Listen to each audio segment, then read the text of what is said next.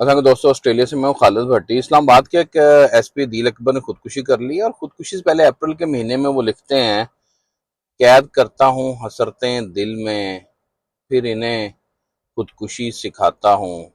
ये सतरें आज इस्लामाबाद में अपनी जो कल सॉरी जिन्होंने अपनी जान दी एसपी अदील अकबर साहब है, उन्होंने अपने सोशल मीडिया पर अप्रैल में ये सतरें लिखी थी। अच्छा, आपको पता होगा इससे कबल एसएसपी अबरार नेकूकारा ने भी अपनी खुदकुशी से पहले एक नज़म लिखी थी और वो नज़म थी कि खिज़ां की उस रात सरे बाला का हुमा फड़फड़ाया, जुबान लफ्ज का जायका चखना चाहा तो दांतों ने इसे रोक लिया। पेट को भूख लगी है, दांतों को खाना चबाना है, और गूंगे ख्याल का हुमा भर उड़ान जा बैठा एक शजरे बीमार पर। आंखें मूंद गर्क एक आरजी ऊंग में, मुंतजरे आमदे तमाजते बहारा। अब सवाल यह है कि एक ज़हीन शख्स जो सीएसएस का इम्तिहान भी पास कर लेता है, और सारी दुनिया जानती है कि जो डीपीओ होता है वो एक अपने जिले का मालिक होता है, मालिक समझा जाता है, पिस्तौल बरदार जो वर्दी पहनता हो, और शहर भर में इसका टैका हो, रोब हो, दबदबा हो, वो अपनी जान कैसे ले सकता है? इसका जवाब तो एक ही समझ में आता है, वो है डिप्रेशन का मर्ज। और डिप्रेशन का मर्ज शाह और गधा में फर्क नहीं देखता, बल्कि शाह को तो ज्यादा निशाना बनाता है। डिप्रेशन एक ऐसा जालिम मर्ज है कि एक जगह कुछ बच्चों का गरीब बाप इनके कपड़ों के तकाजों की वजह से खुदकुशी कर लेता है, तो दूसरी जगह अपनी जान लेने वाला बज़ाहिर पाकिस्तान के ताकतवर तरीन तबके से ताल्लुक रखता है। ये पीएसपी अफसरान की बात कर रहा हूं मैं। इंसान खुदकुशी क्यों करता है? इब्रार नेकूकारा ने अपने आखिरी नोट में, वो अल्फाज मुझे याद आ रहे हैं जो उसने लिखे थे, वो कहता है कि इंसान खुदकुशी इसलिए करता है जब वो बेजार हो जाता है और इसको तख्लीक की समझ आ जाती है। जब एक समझदार बंदा अपनी जान ले लेता है तो उसकी मौत पर रोया नहीं करते, बल्कि इसके फैसले का नेकूकारा साहब कहते हैं कि एहतराम करते करना चाहिए। अच्छा, हो सकता है कि बाद लोगों को इन अल्फाज में कुछ रुमानियत दिखाई दे रही हो, ताहम बहुत से लिखने पढ़ने वालों ने खुदकुशी करते वक्त इस किस्म के अल्फाज ही, इससे मिलते जुलते नोट ही लिखे थे। ताहम नफ्सियाती तजर्बे के एतबार से ये नोट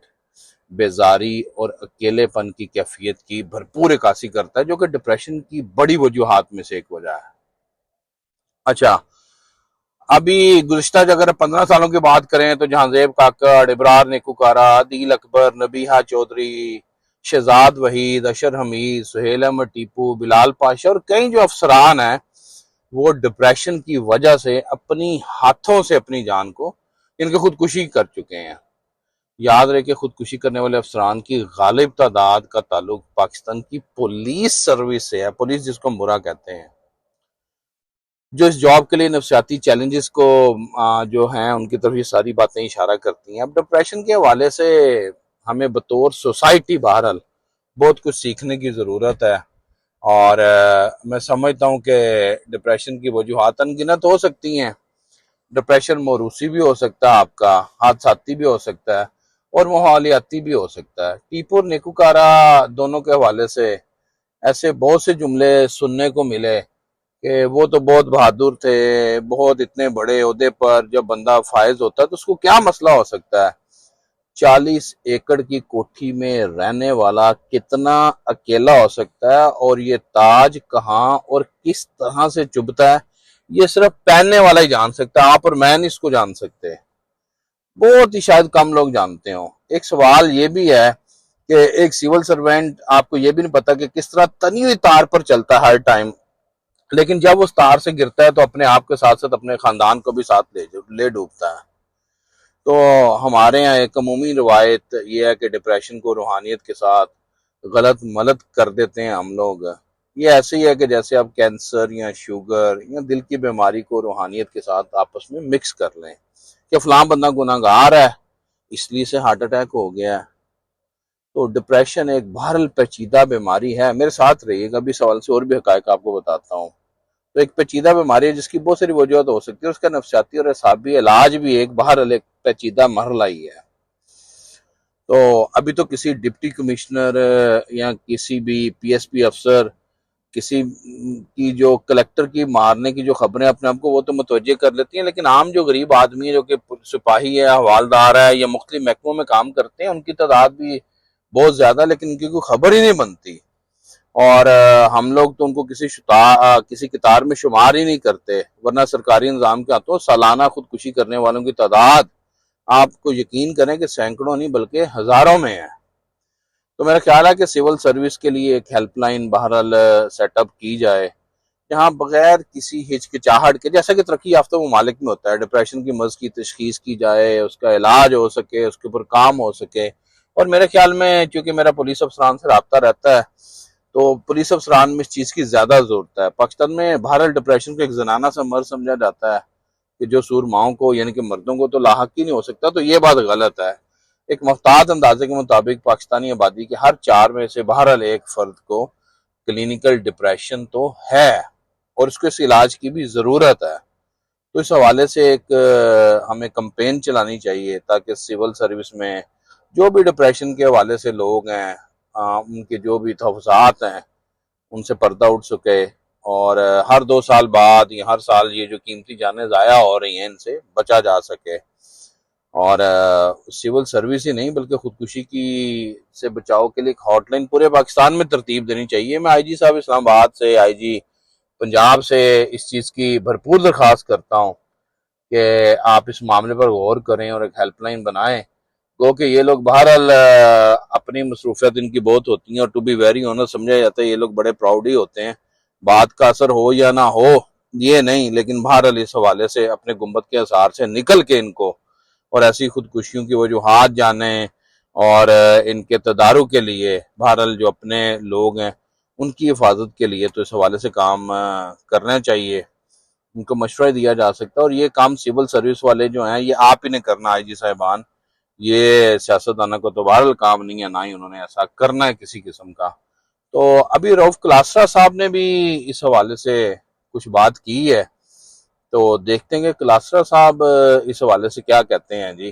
ان کے مطابق پولیس سروس کے جو افسر ایس پی عدیل اکبر صاحب ہیں انہوں نے خودکشی کر لی ہے، اور یہ افسوسناک خبر بطور رؤف کلاسرا پیمز کے ماہر نفسیات ڈاکٹر حافظ سلطان محمد نے سوشل میڈیا پر شیئر کرتے ہوئے بتایا کہ ایس پی عدیل اکبر گزشتہ رات یعنی کہ اپنی وفات سے گزشتہ رات ان کے پاس مشاورت کے لیے آئے تھے، اور حافظ سلطان کے مطابق انہوں نے عدیل اکبر کو بتایا تھا کہ وہ ذہنی شدید دباؤ میں ہیں اور فوری طور پر پیمز کے پرائیویٹ وارڈ میں داخلے کی ان کو ضرورت ہے۔ تاہم اپنی اہلیہ کے ساتھ واپس چلے گئے اور کہا کہ میں اپنی ڈپریشن کو خود ہی کے مینیج کر لوں گا، قابو کر لوں گا، لیکن بہرحال افسوس کے 24 گھنٹے کے اس بات کے 24 گھنٹے کے اندر یہ سانحہ پیش آ جاتا ہے۔ اب ڈاکٹر کے مطابق ایس پی عدیل اکبر کی اہلیہ بھی ڈاکٹر ہیں، اور ان کی 3 سالہ ایک ننھی بیٹی بھی ہے جس سے وہ کل رات بہت محبت سے پیش آ رہے تھے۔ انہیں ہدایت دی گئی کہ تمام اسلحہ اور تیز دھار اشیاء ان سے دور رکھیں، لیکن بہرحال تقدیر کو کچھ اور ہی منظور تھا۔ اب ایس پی عدیل اکبر نے بتایا تھا کہ انہوں نے 2 مرتبہ سی ایس ایس امتحان پاس کیا اور اپنے بیچ میں پہلی پوزیشن بھی حاصل کی تھی، بڑے ذہین تھے ماشاءاللہ، اور ان کی حالیہ پوسٹنگ کوئٹہ، تربت اور پھر 10 دن قبل کشمیر میں بھی ہوئی تھی۔ تاہم ان کا کہنا تھا کہ ان کی ڈپریشن کا تعلق پوسٹنگ سے نہیں ہے، بلکہ